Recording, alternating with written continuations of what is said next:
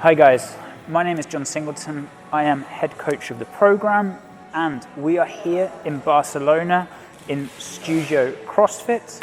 I am very lucky to be joined by Reka Morgan, who is going to be helping us demonstrate the movements of today. So what we're going to be looking at now is something called the wall climb or the wall walk. And it's seen as a basic movement obviously in gymnastics, but today we're talking more of the CrossFit application of that. And it's seen as like a scaling option. But actually, when done properly, it can actually be quite challenging and arguably more challenging than what it's leading to, which is the handstand walk. And what we're going to be doing is taking you through these progressions and looking at kind of why we would do a wall walk and the correct positions you should be doing in order to have it. One of the things I want to say about the wall walk is that actually making it for reps can be quite challenging because people tend to skip the positions that they should hold, and actually doing this for quality is often more important and you get a lot more benefit from the exercise as we do this. So obviously we need a wall and we need an athlete. And luckily we have both of those. So we're going to start in this position here now. So the first thing we're actually going to do is we're going to start from the floor. So Reka's going to put herself in what we call the plank position.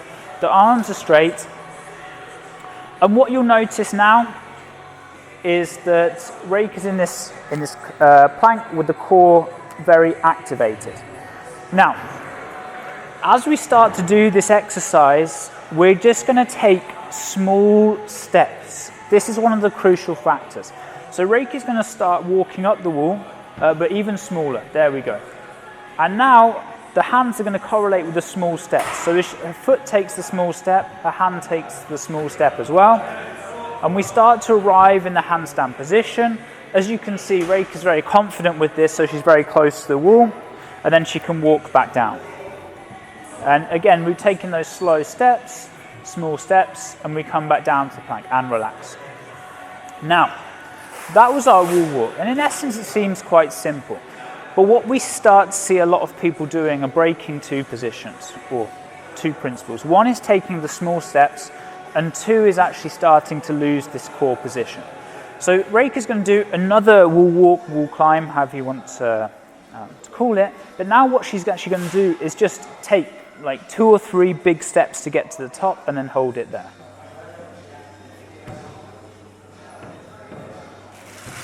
So you can see now she's a bit further away from the wall, but in essence in 2 or 3 steps she has got to that position, and it's obviously a lot easier movement. And just relax. So if you're breaking the core position and you're taking big steps, what we start to see is that actually you're not getting the benefit from the exercise that you can achieve from it, okay? So we're now going to look at the core position as well. We're going to go back to the short walk. So Reka's here, and what we want to focus on now is the core. So she stays very tight through this position. One thing's want to work. Now she starts to lead with the feet, and the hands start to come towards the body. Notice how the core tries to stay as switched on as possible. Obviously, we rotate a little bit side to side.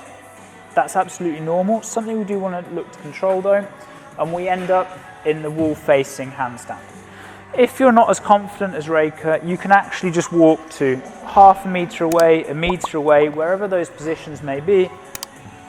Now, although actually, ironically, it may be harder to hold this position because of the leverage, it makes you feel a lot more comfortable than being close to the wall because the balance becomes a factor. Yeah. The final thing we're going to look at is the descent of the wall climb as well, because all these things start to transfer well. And I would argue that if people are doing the wall climb, the wall walk extremely well, then actually they're probably able to manage some distance of handstand walking. However, it's probably just the element of fear and probably not being used to being upside down and balanced in that position in order to make that happen. So we use this as one of our prerequisites for athletes, being able to do a wall walk well before they move into a handstand walk. So we're going to look at one more example. Reka's going to walk up. She's going to take small steps up, starting from the hollow, And then she's also on the way down going to take small steps on the way down back to, sorry, not the hollow, the plank. So she walks small steps, try and stay as controlled as possible back to the plank position, okay? So this is our wall walk or our wall climb. One of the basic movements that we have in CrossFit gymnastics. However, it's extremely useful, especially for starting to build into the handstand walk. We hope that you enjoyed the video. If you have any comments, leave them below and we will get back to them. And if you enjoyed the tutorial, please hit that subscribe button as we keep bringing out more content.